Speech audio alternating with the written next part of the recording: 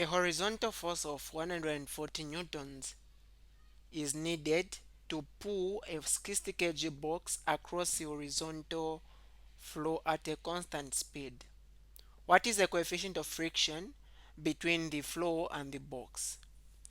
So for them to mention the coefficient of friction, okay, there should be kinetic friction going in the opposite direction. Remember, this one is being pushed, like it's being pulled, let me say, by horizontal force, meaning that it is moving. Okay, so the friction that opposes something that is motion is kinetic friction, and we know that net force in this case is in the x direction, is given by applied force minus any kind of friction force. And from the net force, we know that that is given by mass multiplied by acceleration. And that should be equal to applied force. Friction is given by coefficient of kinetic friction or static friction, but in this case it's kinetic, times normal force. Normal force is mass times gravity.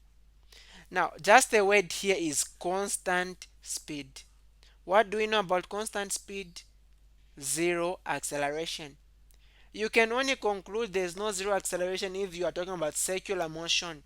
You can have constant speed, but no, and at the same time you have got acceleration. But this is linear motion. So since the speed is constant, meaning that the acceleration is going to be zero. Acceleration times mass is going to be zero. Okay, because zero times m is still be zero. Applied force here is 140 minus coefficient of friction, and then the mass is 60, and then the object gravity is 9.8. Let's take this term the other side, so that will be 60 multiplied by 9.8 multiplied by mu k being equal to 140. Therefore mu k is going to be 140 divided by 60 multiplied by 9.8, and mu k is going to give us 0.238.